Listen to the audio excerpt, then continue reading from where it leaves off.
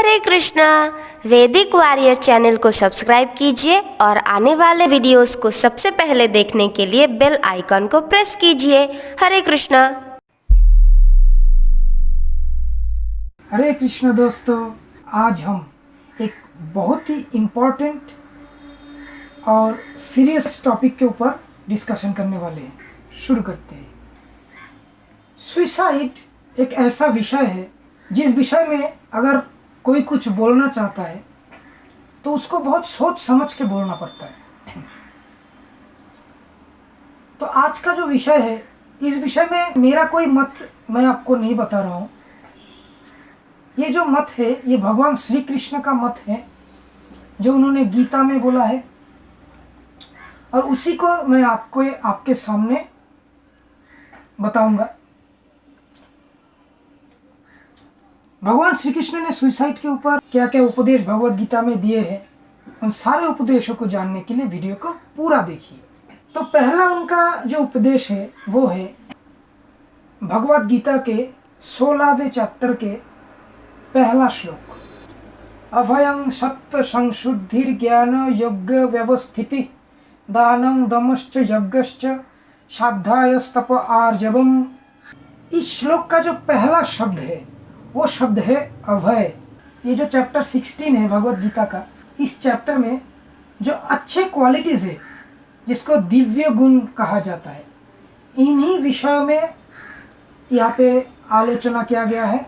भगवान श्री कृष्ण ने अर्जुन को इन्हीं विषयों में शिक्षा दिया है।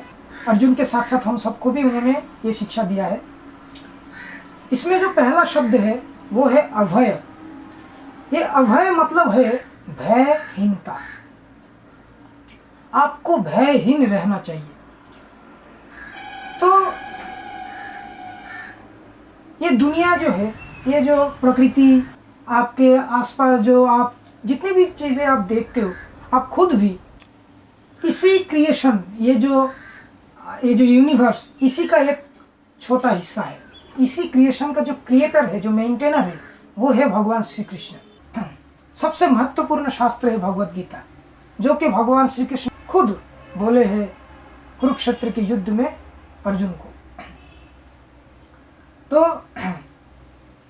यहाँ पे वो बोलते हैं कि आपको भयहीन होना पड़ेगा। भयहीन होना एक अच्छे गुण है, एक दिव्य गुण है, एक गुड क्वालिटी है। तो कैसे भयहीन हो सकता है? तो भयहीन होने के लिए क्या करना पड़ेगा? देखिए, दुनिया में हर व्यक्ति, हर तरह के जीव एक लड़ाई लड़ रहे हैं। इस दुनिया में आओगे तो लड़ाई तो आपको लड़ना ही पड़ेगा। तो इस लड़ाई में कभी भी हार नहीं मानना चाहिए। तो अच्छाई के रास्ते पे अगर आप चलना चाहते हो तो ईश्वर आपको हेल्प करते हैं। तो आपको ये बातें याद रखना है कि ईश्वर ने खुद ये प्रतिज्ञा किया है कि जो अच्छाई के रास्ते पे चलते हैं, उनके रास्ते में अगर कठिनाइयाँ आएगा भी तो भी उनको अपने प्रतिज्ञा को भंग नहीं करना है, उनको आगे बढ़ते रहना है। उनकी रक्षा मैं करूँगा, ये विश्वास उनको रखना चाहिए। इसी चीज़ को भगवत गीता के एक दूसरे श्लोक में भगवान ने बताया है। मैं आपको पढ़ के सुनाता हूँ। श्लोक कुछ इस तरह से है। अपि चेताशु दुराचार भजते माम अनन्य भक्त साधुरेव समन्तव्य सम्यग् व्यवसितो ही सह। इसका अर्थ है, यदि कोई जघन्य से जघन्य कर्म करता है किंतु यदि वह भक्ति में रत रहता है तो उसे साधु मानना चाहिए, क्योंकि वो अपने संकल्प में अडिग रहता है। यह है 9वें अध्याय के 30वां श्लोक, और मैं आपको 9वें अध्याय के 31वां श्लोक को पढ़ के सुनाता हूँ। क्षिप्रं भवति धर्मात्मा शश्वच्छन्ति निगच्छति कुन्तेय प्रतिजानीहि न मे भक्त प्रणश्यति। वह तुरंत धर्मात्मा बन जाता है और स्थायी शांति को प्राप्त होता है। हे कुंती पुत्र, निडर होकर घोषणा कर दो कि मेरे भक्त का कभी विनाश नहीं होता है। इसी श्लोक से हमको ये पता चलता है कि अगर कोई व्यक्ति भगवान श्री कृष्ण का भक्त बनता है और अपनी भक्ति के जो कार्य है वो सबको निष्ठा के सहित पालन करता है, अगर वो कभी कुछ गलत काम भी करता है फिर भी उसे भक्त के रूप में ही जाना जाएगा। भगवान अपने भक्त को कभी पीछे नहीं छोड़ते। भक्त अगर कुछ गलत काम कर भी देते हैं तो उसके वो गलती को सुधार के उसको वापस सही रास्ते पे लाने का काम भी वो खुद ही करते हैं। रामायण महाभारत अगर आप पढ़ते हो तो आपको पता चलेगा किस तरह से भगवान ने अर्जुन जब अहंकारी हो गया था, भीम जब अहंकारी हो गया था, तब उनके अहंकार तोड़ने के लिए बजरंगबली को भेजा था और अर्जुन और भीम के अहंकार को तोड़ा था। ऐसे बहुत सारे भगवान के जो भक्त थे उनके अहंकार को तोड़े हैं भगवान ने, और भी बहुत तरह से उन्होंने भक्तों का जो है सही रास्ता से गलत रास्ते पे अगर भक्त चला जाता है तो उसको वापस अपने सही रास्ते पे लाने का उन्होंने बहुत सारे लीला किया है। तो इसी तरह से आपको ये भरोसा रखना है कि भगवान आपकी रक्षा करेंगे और आपको उनकी भक्ति में जो आपके जो कर्तव्य है उसको ठीक तरह से पालन करना चाहिए। भक्ति में आपको क्या क्या कर्तव्य पालन करना होगा? आपको सबसे पहले इस दुनिया में जितने भी जीव जंतु है उनके प्रति प्रेम के भाव से रहना पड़ेगा। किसी को नुकसान नहीं पहुंचाना चाहिए। इसी को मद्देनजर रखते हुए आपको शाकाहारी बनना चाहिए। साथ में आपको जो है किसी तरह का नशा, जुआ, इन सब चीज़ों से दूर रहना चाहिए। अगर आप शादीशुदा है तो आपको अपनी जो स्त्री है उसी से ही संतुष्ट रहना है। दूसरी जो स्त्रियां हैं उन सब के प्रति आपके व्यवहार, आपके आचरण अच्छे होने चाहिए। ये कलयुग है। इस युग में अगर आप सही तरीके से भगवान की भक्ति करना चाहते हैं तो आपको भगवान का नाम का जप और कीर्तन करना पड़ेगा, क्योंकि इसके सिवा कलयुग में और दूसरा कोई रास्ता नहीं है। तो ये सब चीज़ें हैं जो प्राइमरी स्टेज पे आपको करना चालू करना पड़ेगा। फिर धीरे धीरे आप इसमें एक्सपर्ट बनते जाएंगे। तो यही रास्ता है जिससे कि आप भगवान के भक्त बन सकते हैं। और अगर आप भक्त बनने की कोशिश करेंगे तो भगवान ने आपको वचन दिया है कि आप अगर उनके भक्त हैं तो आपका कभी भी विनाश नहीं होगा।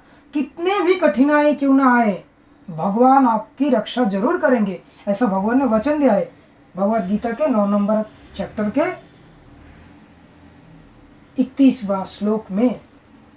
तो अगर आप सच में भगवान श्री कृष्ण को मानते हैं, क्योंकि भगवान श्री कृष्ण ने भगवद गीता में जो शिक्षाएं दिया है उन्हीं के ऊपर मैं वीडियोस बनाता हूँ, तो इसलिए मैं ये मान सकता हूँ कि मेरे जितने भी व्यूअर्स हैं वो भगवान श्री कृष्ण के तो फैन हैं, भगवद गीता और भगवान श्री कृष्ण के फैन हैं। अगर आप सच में कृष्ण के फैन हैं तो कृष्ण ने आपसे वादा किया है तो आप भी कृष्ण के भक्ति में थोड़ा धीरे धीरे छोटे छोटे स्टेप्स लेकर आगे बढ़ते जाइए। आप स्टार्ट कीजिए, सबसे पहले आप जप करने से स्टार्ट कीजिए, फिर जाके स्लोली आपका बाकी भी जो नियम है वो भी आप आसानी से सीख जाएंगे। अभी आते हैं लास्ट श्लोक में।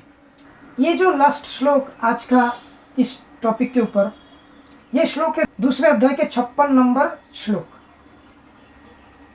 श्लोक कुछ इस तरह से है, दुखेषु नुद्विग्न मना सुखेषु विगत स्पृहा वितराग भय क्रोध स्थित धीर मुनि उच्यते। इसका अर्थ है जो त्रय तापों के होने पर भी मन में विचलित नहीं होता अथवा सुख में प्रसन्न नहीं होता और जो आसक्ति, भय तथा क्रोध से मुक्त है वह स्थिर मन वाला मुनि कहलाता है।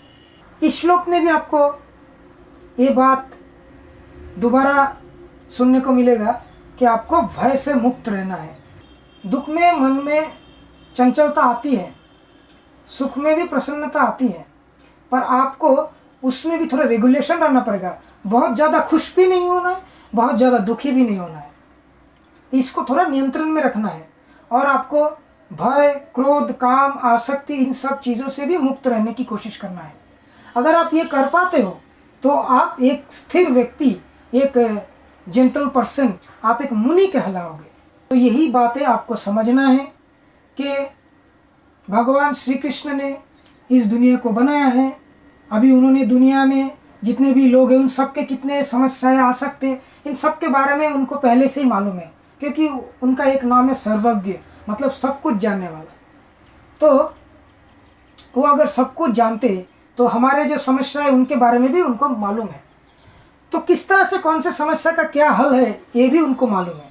तो आप अगर उनके ऊपर पूरा भरोसा रखेंगे और अपने समस्या का समाधान ढूंढने में कोशिश करते जाएंगे और कभी भी ये कोशिश में आप हार नहीं मानोगे और प्रार्थना करते जाइए, भगवान के प्रति आप प्रार्थना करते जाइए। अपने जो भक्ति है उसको और भी निष्ठा के साथ कीजिए, प्रार्थना करते जाइए। फिर देखिएगा धीरे धीरे आपका समस्या का आसान एक समाधान निकल आएगा, क्योंकि भगवान को मालूम है कि कौन से समस्या का क्या समाधान है। तो आपको इस बात को समझना है। और क्योंकि इस दुनिया में हर समस्या का कोई शॉर्टकट नहीं होता, अलग अलग तरह के समस्या है जिनका कोई शॉर्टकट नहीं होता। आप जितने शॉर्टकट में जाओगे उतने आप और भी परेशानियों में उलझ सकते हो। तो बहुत सारे विषय ऐसे हैं जिसमें आप अगर शॉर्टकट का सहारा लोगे तो वो और ज़्यादा कठिन होता जाएगा। तो मैं बताऊंगा आपको, शॉर्टकट कोई रास्ता तो है नहीं कि आपके मन में अगर सुसाइड का विचार आ रहा है, आप लाइफ में किसी एक सिचुएशन में फंसे हुए हैं और आपको लग रहा है कि इस सिचुएशन से निकलने का कोई रास्ता नहीं, तो मैं आपको बताऊंगा कि आप धीरज रखिए, कृष्ण की बात को सुनिए, उसको मानिए, और जो आप सोच रहे हैं कि ऐसा होगा, वैसा होगा, ये हो सकता है, वो हो सकता है, ये सोचना तब बंद कर दीजिए। जब देख रहे हैं आपके पास कोई रास्ता नहीं है तो आप ऐसे सोचना बंद कर दीजिए। आप सिर्फ भगवान श्री कृष्ण के शरण में आ जाइए और एकदम शांत होकर उनके भक्ति में जो भक्ति के जो कार्य है उनको पालन करते जाइए। फिर देखिए कि क्या होता है। और मैं आपको बता रहा हूँ, अगर आप ये कठिन स्थिति में ऐसा कर पाए कि कठिन स्थिति के क्या परिणाम होंगे, ये सब सोचते सोचते और ज़्यादा अपने तबीयत को खराब ना करते हुए, अपनी चिंता को विकृत ना करते हुए, सुसाइड की तरफ आगे ना बढ़ते हुए, आप उस सिचुएशन को एक मूवी की तरह सोचिए, एक बहुत अच्छा स्टोरी की तरह, एक नोवेल की तरह सोचिए कि ये एक आपका लाइफ का स्टोरी है, आपका लाइफ का एक मूवी है और इसमें आप एक किरदार है और इस मूवी का जो हीरो है वो है भगवान श्री कृष्ण। किस तरह से हीरो इस प्रकृति में जो स्ट्रगल है, जो लड़ाइयाँ है, जो व्यक्ति के सामने जो समस्या है, उस विलन को हरा के आपको बचाता है।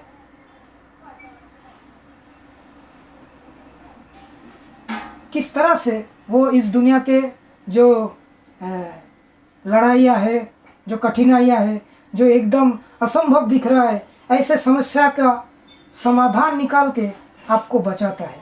अगर आप ये वाला मूवी देखना चाहते हो तो मैं बता रहा हूँ आपको, आप जब भी किसी भी बहुत ज़्यादा कठिन परिस्थिति में आ जाएंगे और उस परिस्थिति से निकलने का आपको कोई मार्ग नहीं मिल रहा, आपको मन में बहुत दुख हो रहा है, आपको बहुत दुश्चिंता हो रहा है और आप रात को सो नहीं पा रहे, खाना नहीं खा पा रहे, किसी से अच्छे से बात भी नहीं कर पा रहे हो, तब जाके आप शांत हो जाइए, सब चिंता को दूर कर दीजिए, भगवान की भक्ति में, निष्ठा के साथ भक्ति में आगे बढ़ते जाइए। ये चीज़ जो मैं बता रहा हूँ ये इतना आसान तो है नहीं, तो मैंने पहले ही बताया कोई शॉर्टकट तो है नहीं। तो यही एक रास्ता है जो थोड़ा कठिन तो है, पर अगर आप इस रास्ते को अपनाएंगे तो आपको ज़रूर बहुत शक्ति मिलेगा और लाइफ में कठिन से कठिन परिस्थितियों से मुकाबला करने का एक तजुर्बा भी मिलेगा। और उस मुकाबले में आप हमेशा देखोगे कि जो परिस्थिति था वो बहुत बड़ा एक भयानक परिस्थिति था, जिसके साथ लड़ने का आपका कोई सक्षमता नहीं था, पर किस तरह से वो समस्या धीरे धीरे करते हुए एकदम वैनिश हो गया। तो अगर आप भरोसा रखोगे तो समस्या ज़रूर वैनिश हो जाएगा। आप ज़्यादा सोचिए मत कि कैसे होगा। चमत्कार नाम का एक शब्द अगर डिक्शनरी में होता है तो वो वास्तव जीवन में भी होता है। तो उसी चमत्कार का मेरा मतलब है मिरेकल, उसी मिरेकल का इंतज़ार कीजिए, हार मत मानिए। तो मैं यही बताऊंगा, जितने भी बातें मैं अभी बताया इन सब में शायद आपको तुरंत कोई हल नहीं मिलेगा कि ये बटन दबा दिया और मेरे मन में सुसाइड का चिंता दूर हो गया, वो बटन दबा दिया और मेरे सारे समस्या का समाधान हो गया। ऐसा कोई सॉल्यूशन तो मैं आपको नहीं दे सकता। भगवत गीता जो भगवान श्री कृष्ण ने खुद बताया है, उन्होंने भी ऐसा कोई चुटकी बजाने वाला समाधान तो दिया नहीं। तो ये जो समाधान है ये बहुत ही कारगर समाधान है। आप अगर इसको अपने जीवन में अपनाओगे, कृष्ण के प्रति भरोसा रखोगे कि भगवान कहते हैं आप भयहीन बनिए, आपको डरने की कोई ज़रूरत नहीं। कोई भी सिचुएशन है कैसा भी है, आपको डरने की कोई ज़रूरत नहीं। आप भगवान श्री कृष्ण पे विश्वास रखिए कि वो आपकी रक्षा जरूर करेंगे। भगवान स्वयं 9वें अध्याय के 31वें श्लोक में बोल रहे हैं कि अगर कोई व्यक्ति मेरा भक्त है और उसने कोई गलत काम भी कर दिया, फिर भी वो मेरा भक्त ही रहेगा और मेरा भक्त का किसी भी हाल में विनाश नहीं होता। और अर्जुन को ये घोषणा करने के लिए बोला है निडर होकर। अर्जुन को भगवान ने बोला है कि हे अर्जुन, निडर होकर इस बात की घोषणा करो। तो आपको ये बातें समझना है, अपने मन के अंदर जितने भी बुरे ख्यालात है उन सब से निपटना है। और अगर आपके मन में ऐसा हो रहा है कि लाइफ में आपके सिचुएशन बहुत टाइट है, तो आप थोड़ा सांस लेने के सोच रहे तो आपको ठीक तरह से सांस नहीं मिल रहा, तो मैं बता रहा हूँ मर जाने का डिसीजन मत लीजिए, उससे आपका कोई भी समस्या का समाधान नहीं होगा। उल्टा आपके जो परिवार है, आपके जो दोस्त रिलेटिव्स दोस्त वगैरह है, ये सब बहुत दुखी होंगे। और आप एक और चीज़ मिस भी करेंगे, वो है वो स्पेशल मूवी जो आपके लाइफ के ऊपर बनाया गया है, जिसका डायरेक्शन भगवान ने दिया है। आप उस मूवी की जो किरदार है उसको कभी मत छोड़िएगा। कितने भी कैसा भी कठिन सिचुएशन क्यों ना हो, कैसा भी अपमानजनक, कैसा भी भयंकर, कैसा भी घिनौना, कितना भी डिग्रेडेड सिचुएशन क्यों ना हो, आप उस मूवी को पूरा लाइफ का जो एंड है आपका उस तक पूरा देखिए।